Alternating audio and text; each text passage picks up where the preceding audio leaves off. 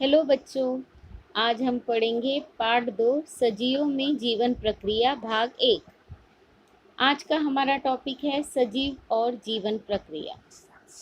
मानव शरीर में अनेक प्रकार के संस्थान निरंतर कार्य करते रहते हैं।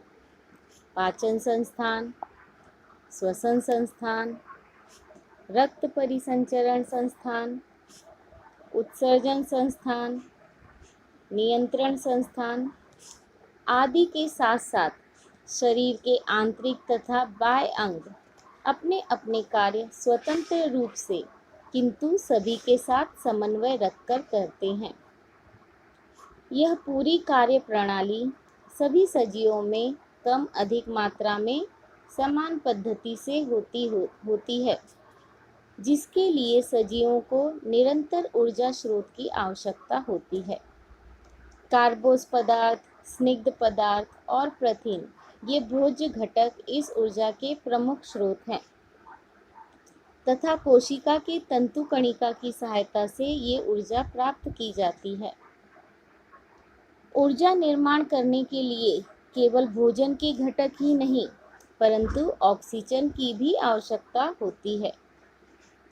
कुछ सूक्ष्मजीवों को ऑक्सीजन की आवश्यकता नहीं होती। ये सभी घटक परिवहन संस्थान द्वारा कोशिकाओं तक पहुंचाए जाते हैं। नियंत्रण संस्थान का इस पूरी प्रक्रिया पर नियंत्रण होता है।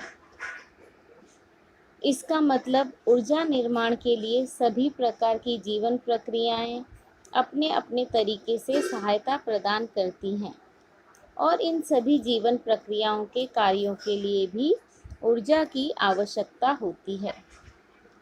हम तथा अन्य प्राणी फलों तथा सब्जियों का सेवन करते हैं। वनस्पतियां स्वयं का पोषण स्वयं करती हैं, जिसके लिए वे भोजन का निर्माण करती हैं। भोजन की कुछ मात्रा वे स्वयं उपयोग में लाती हैं और बचा हुआ भोजन फल, पत्तियों तथा जड़ों में संग्रहित करके रखती हैं। इन सभी वनस्पतिजन्य पदार्थों को हम सेवन करते हैं तथा उससे विभिन्न प्रकार के पोषक तत्व जैसे कार्बोस, प्रथिन, स्निग्ध पदार्थ, जीवन सत्व एवं खनिज प्राप्त करते हैं। इसके लिए हम कौन से भोज्य पदार्थों का इस्तेमाल करते हैं? दूध, फल, गुड़, शक्कर, सब्जियां, गेहूँ, मक्का, नाचनी, ज्वार, बाजरा, चावल जैसे अनाज, शहद, आलू, शकरकंद, मिष्ठान यानी मिठाई, इन सभी से हमें यह कार्बोस पदार्थ मिलता है। कार्बोस से हमें 4 किलो कैलोरी प्रति ग्राम इतनी ऊर्जा मिलती है।